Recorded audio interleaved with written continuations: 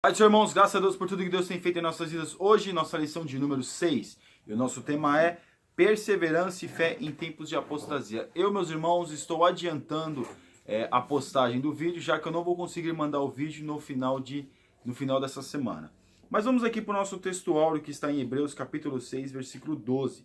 Para que vos não façais negligentes, mas sejais imitadores do que pela fé e paciência herdam as promessas. Aqui o autor aos Hebreus ele vai dar até o exemplo de Abraão no final até da nossa leitura bíblica em classe. Então o nosso tema, meus irmãos, ele está bem contundente. Perseverança na fé em tempos de apostasia. Nós já estamos vivendo este tempo de apostasia. Muitos estão abandonando a fé genuína no Senhor Jesus. E a nossa verdade prática. Contra o perigo da apostasia, a palavra de Deus revela a necessidade de ânimo e perseverança de fé. Irmãos, nós vemos que cada um hoje tem o seu evangelho, cada um pensa de um jeito, cada um quer agir de uma forma. Mas é necessário que nós venhamos entender que Cristo é um só, a palavra de Deus é uma só. Então muitos estão abandonando a fé, porque abandonam pelo fato de várias situações, e outros acabam deixando essa fé genuína para viver um certo relativismo. Mas nossa leitura bíblica em classe, que está em Hebreus capítulo 6, do versículo 1 ao 15, eu não vou ler todos os versículos, porque são 15 versículos, mas eu vou ler alguns. Pelo que, deixando os rudimentos da doutrina de Cristo, prosseguimos até a perfeição, não lançando de novo o fundamento do arrependimento de obras mortas e de fé em Deus, e da doutrina dos batismos e da imposição das mãos e da ressurreição dos mortos e do juízo eterno. Irmãos, nós sabemos, repetindo, essa carta ela foi escrita aos hebreus, que estavam vivendo um momento muito difícil. Muitos estavam apostatando da fé em Jesus. Pelo fato das perseguições, já estava tendo alguns falsos profetas naquele meio. Então aqui ele começa que muitos estavam, não devemos deixar esta doutrina. Não é doutrina, meus irmãos, não é usos e costumes, mas é ter uma consciência da fé em Cristo. Nós já estudamos a respeito da doutrina das Assembleias de Deus, da Assembleia de Deus. Então nós vemos o quê? Que doutrina é a palavra em que se vê acerca da salvação, o que é o batismo, o que é várias situações. Então aqui nós vemos que prosseguimamos até a perfeição, não lançando de novo o fundamento do arrependimento de obras mortas e de fé em Deus. Deixando isso, porque outrora nós estávamos nessa condição. Hoje nós temos uma condição de estarmos na presença de Deus. É claro, muitos já nunca tiveram a infeliz experiência, vamos dizer assim, de participar das coisas do mundo, mas já tiveram a possibilidade de crescer na igreja. Mas também o versículo 6, o versículo 4 diz assim: porque é impossível que os que já uma vez foram iluminados e provaram o dom celestial, se fizeram participantes do Espírito Santo e provaram a boa palavra de Deus e as virtudes do século futuro, e recaíram, sejam outra vez renovados para arrependimento. Pois assim quanto a eles, de novo, crucificam o Filho de Deus e o expõem ao vitupério. Ele está querendo dizer aqui não que o crente não deva se arrepender. Não é isso que ele está dizendo. O crente tem que se arrepender. Mas voltar àquelas práticas abomináveis que nós sabemos. Que existem situações que a gente faz, que a gente erra no nosso dia a dia. Mas não aquele pecado planejado, aquela coisa que fica na nossa mente. Não, eu vou errar. E já tem até a mentalidade de como vai fazer para poder dar uma desculpa acerca do arrependimento. Não, ele estava querendo dizer que aqueles que estavam na presença de Deus e tiveram um encontro com Deus, dificilmente voltariam às práticas passadas. Então aqui ele fala: recaíram, sejam outra vez renovados para o arrependimento, pois assim quanto a eles, de novo crucificam o Filho de Deus e o expõem ao vitupério. Ou seja, quando faz tudo aquilo que fazer de novo, está expondo o Filho de Deus ao sacrifício, está sacrificando a Cristo outra vez. É aquela coisa, o Senhor dá tudo e a pessoa joga tudo fora e quer voltar às suas práticas anteriores. Ou seja, o porco voltando a ficar no lamaçal, vamos dizer assim. Jesus vem, faz a obra, abençoa, dá vitória e a pessoa volta à sua origem. Ou seja, é o que dá a entender que ele está dizendo, é que essa pessoa nunca foi verdadeiramente liberta da sua vida. Claro, nós sabemos que não existe predestinação, porém tem muitas pessoas que tiveram, vou dizer, um encontro com Deus, mas tiveram uma experiência de estar na igreja, de estar na presença de Deus, de ser alcançado pelo Espírito Santo, mas rejeitam tudo isso e fazem essas coisas. E o nosso versículo de número 13. Porque quando Deus fez a promessa a Abraão, como não tinha outro maior por quem jurasse, jurou por si mesmo. Então ele dá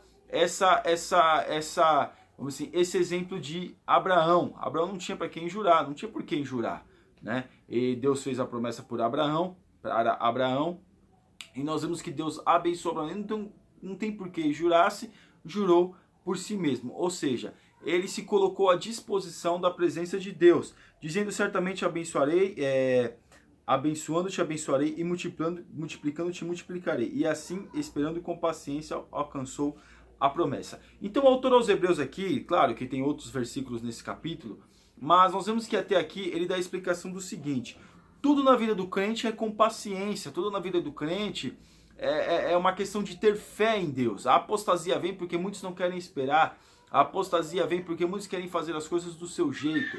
Então, de algumas formas, a apostasia pode vir sobre a vida do crente. A nossa introdução. O autor já havia dito que os crentes deveriam ser mestres, mas em vez disso necessitavam que alguém lhes ensinasse de novo os primeiros rudimentos da fé. A vida cristã é dinâmica, exige que os discípulos vá além dos primeiros passos, mas isso não estava acontecendo com a comunidade com a qual o autor sacro se correspondia. Em vez disso, dava sinais de cansaço, indolência, negligência e imaturidade espiritual, o que poderia trazer como consequência o esfriamento e o fracasso na fé. Então, eles estavam passando por esse processo, esfriando na fé, a negligência, muitas coisas, então estavam deixando, se apostatando a fé. Que eles, aquele momento, meus irmãos, era fácil você ver alguém que tivesse de repente ouvido uma mensagem de Cristo assim, vamos dizer assim, presencial. Era fácil, muitas pessoas tinham visto Cristo naqueles dias. Então aqui eles estavam estavam apostatando a sua fé. E o autor aos Hebreus, ele estava colocando para as pessoas como você ouve a palavra de Deus, como você ouve aquilo que o Senhor falou, e hoje você está apostatando daquilo que o Senhor fez. A graça não é irresistível e nem tampouco incondicional. A apostasia é retratada pelo escritor como algo real e não apenas como um perigo hipotético. Por isso, ele mostra que para se evitar decair é necessário perseverança, fé e confiança nas promessas de Deus. Ou seja, não desanimar mediante as dificuldades, mas sim confiar em Deus. A apostasia vem, como nós já mencionamos, que muitos deixam essa presença de Deus para quê? Para ficar fazendo outras coisas, para deixar as coisas de Deus e buscar o seu bel prazer. Então acaba apostatando da fé no Senhor. A necessidade do crescimento espiritual, indo além dos rudimentos doutrinários sobre arrependimento e fé. Longe de dizer que a doutrina do arrependimento e da fé não é mais necessária, o autor quer mostrar que ela é importante sim, mas que constitui o ABC doutrinário da fé cristã. A vida cristã começa com arrependimento e fé. De fato, a Bíblia mostra que para que uma pessoa possa ser salva, ela primeiro deve crer.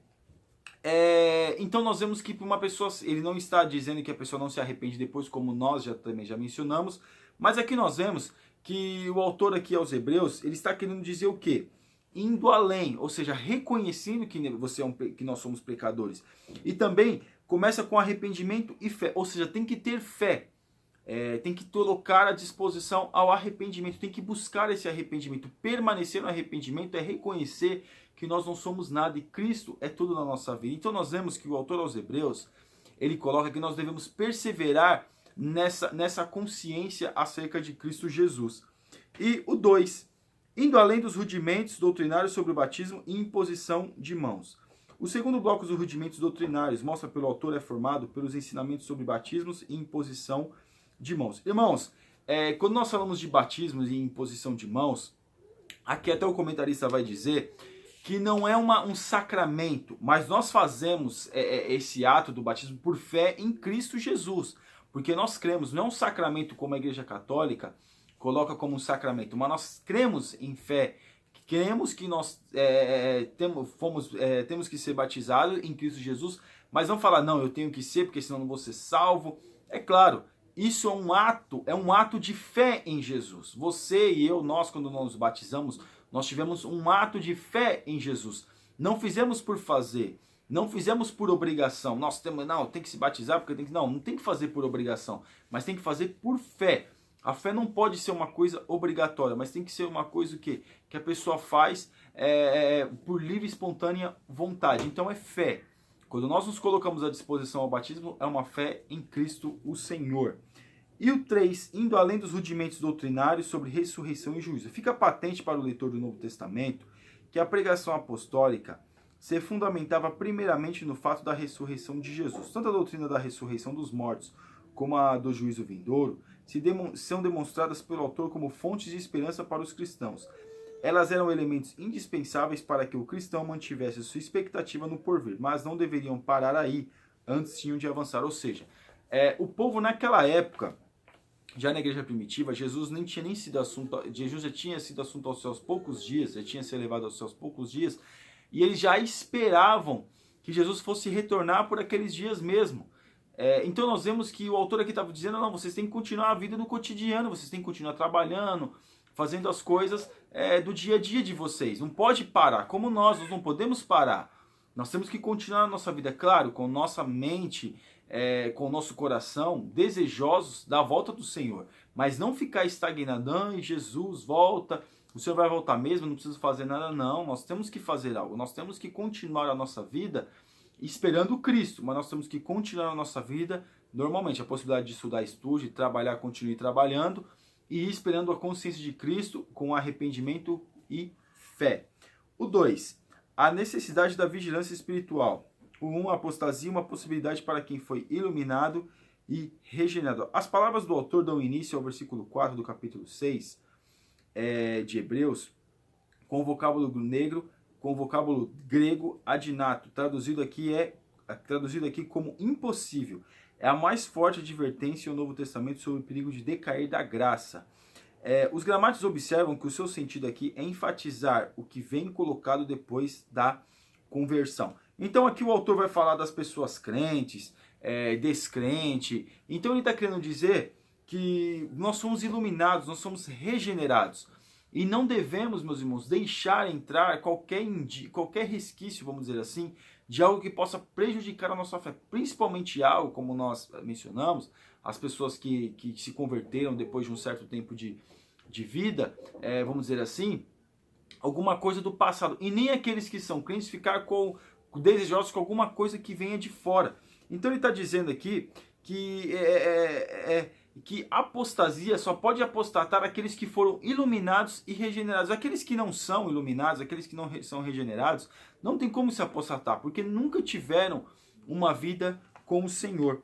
E o 2, a apostasia, uma possibilidade para quem vivenciou a palavra e o Espírito. A possibilidade de decair da graça é posta para aqueles que se fizeram participantes do Espírito Santo e provaram a boa palavra de Deus. O autor sacro já havia dito como uma pessoa se torna participante de alguma coisa.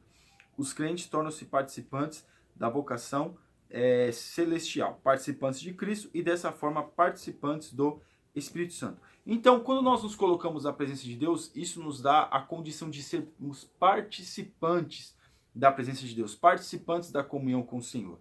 Mas a apostasia, ela vem como uma possibilidade para quem vivenciou a palavra e o Espírito, ou seja, teve encontro, sentiu a presença de Deus, ouviu a palavra do Senhor, vivenciou uma experiência com o Espírito Santo. A apostasia vem para esses.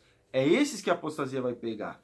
É esse que a apostasia, que o inimigo das nossas almas quer que venha apostatar. Aqueles que tiveram encontro com Cristo, não aqueles que estão no mundo. Porque aqueles que estão no mundo, se não se converterem, já estão de caminho e estão caminhando pela vontade do inimigo. Mas nós, que estamos buscando a Deus, nós não podemos deixar que essas coisas venham entrar na nossa vida. Esse relativismo, essas coisas da moda de hoje em dia, aí, de muitas coisas que estão acontecendo, que se prega, que se ensina, esse tipo de coisa está fazendo muitos apostatar da fé. A pessoa apostata da fé e ainda continua na igreja e achando que está certa. O 3, apostasia, uma possibilidade para quem viveu as expectativas do reino. Esses crentes aos quais o autor se referia também experimentaram as virtudes do século futuro, ou seja, desejosos por entrar no reino de Deus, desejosos por fazer parte da presença do Senhor, desejosos para viver eternamente com Cristo. Então a apostasia vem para esses que tiveram, que estão desejosos para que possam ser alcançados, pelo o Senhor. Então a apostasia, meus irmãos, é isso. Ela vem para aqueles que têm a presença de Deus, para aqueles que têm a comunhão com Cristo, para aqueles que esperam o reino de Deus. Para aqueles que não esperam, não tem apostasia, é uma vida normal. Mas para nós, que somos desejosos da presença de Deus, apostatarmos, negarmos a nossa fé, negarmos, vamos dizer assim, aquilo que o Senhor colocou na nossa vida, deixarmos a presença de Deus por isso ou por aquilo, irmãos, nós temos que vigiar. O 3, a necessidade de confiar nas promessas de Deus. O serviço cristão e a justiça de Deus. O autor sabia que usou um tom exortativo forte, deixando claro que não se pode brincar com a fé. Agora ele vê a necessidade de consolar os cristãos depois desse tratamento de choque. Aos crentes fiéis no seu serviço, é dito que Deus, em sua justiça, os recompensará. Então, ele vai, contundente nas outras lições que nós já falamos, fala duro mesmo, e aqui também ele fala, mas depois ele vem com um consolo. Ele vem tratando de uma forma consolável as pessoas. Mas aqui o autor aqui, ele fala, eu achei bem interessante. Agora ele vê a necessidade de consolar os cristãos depois desse tratamento de choque. Primeiro ele vem com tratamento de choque, depois ele consola com a própria palavra. É em cima da palavra que ele consola. Ele não está dizendo, tá vendo? E agora você vem com a palavra dura, como muitos fazem, a palavra dura, e depois vem, não, mas Deus vai te abençoar, não sei o que, e tal, blá, blá, blá, e muito blá, blá, blá. E na verdade, ele vem consolando com a palavra, vem ensinando, mas você tem que permanecer no caminho, permanecer com consciência de arrependimento, permanecer na presença de Deus. Olha, Abraão teve a promessa, mas teve que esperar. Abraão, ele recebeu a promessa, mas teve que ter paciência. Então aqui ele está dizendo, com o ensinamento da palavra àquele povo. O 2, a perseverança de Abraão e a fidelidade de Deus. A exortação do escritor de Hebreus toma como parâmetro a pessoa de Abraão. O velho patriarca é modelo de crente perseverante, que de posse da promessa de Deus soube esperar com paciência. Por que voltar atrás se temos as promessas de Deus que nos motivam a caminhar à frente? Então, é aquilo que nós falamos no tópico anterior. Ele toma o exemplo de Abraão para dizer, olha, tem que seguir em frente. Abraão, ele saiu da sua terra e foi para uma outra terra, ele não voltou atrás. Ele não parou no meio do caminho, porque Abraão, meus irmãos, ele montava tendas e desmontava tendas, ele não tinha lugar fixo. Até ele chegar na primeira cidade, que foi Padarã, ele foi montando e desmontando tendas. Se eu não me engano, são 600 quilômetros até lá. E depois ele desceu ali para Siquém, ali para os lugares ali onde ele viveu. Então nós vemos que a distância foi longa. Então ele montava e desmontava a tenda. Nunca, será que não passou na cabeça dele desistir? Será que nunca pensou? Mas ele foi em frente, ele sabia a voz que estava falando com ele, falando a ele para que ele pudesse caminhar. Então ele foi caminhando, ele foi fazendo aquilo que o Deus mandou. Então o autor aqui, ele coloca como exemplo Abraão, que no mundo árabe, para nós, Abraão, meus irmãos, ele para os árabes, os muçulmanos, para aquelas religiões ali, ele é muito maior do que o próprio Jesus. Para nós cristãos, o Jesus é maior, mas para os muçulmanos, não. O Abraão, ele é mais reconhecido do que o próprio Senhor Jesus. E o nosso tópico 3, a parte 3, Cristo sacerdote e precursor do crente. O autor sagrado volta-se para Jesus, o nosso exemplo maior de perseverança, fidelidade e esperança, nossa jornada. Ele se adiantou e foi à nossa frente, tornando-se o nosso precursor. Então ele vai dando aqui o exemplo de como, Jesus aqui já vai no versículo 20, de como Jesus ele é o nosso precursor.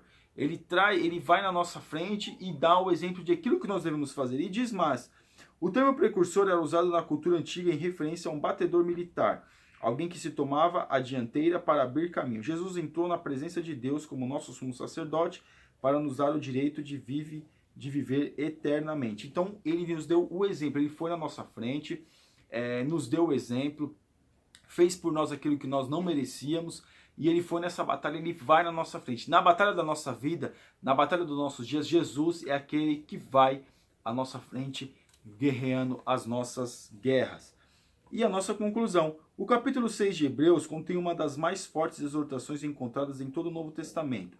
A necessidade de perseverança e vigilância para não se decair da fé. O processo da salvação não se dá de forma mecânica e nem compulsória, mas se firma na entrega e aceitação voluntária a uma dádiva divina. A tudo isso, temos que responder com amor, cuidado e zelo.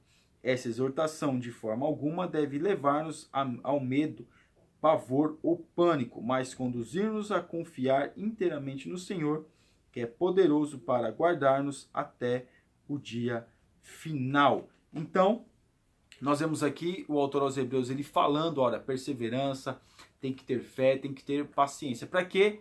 Porque com tudo isso, meus irmãos, nós vamos saber em quem nós temos crido. Quando nós temos paciência e fé e caminhamos com uma consciência de arrependimento, automaticamente nós pensamos melhor, nós analisamos melhor as coisas e com certeza a nossa atitude também vai ser muito melhor. Não vamos nos apostatar da fé, não vamos desanimar na fé no Senhor.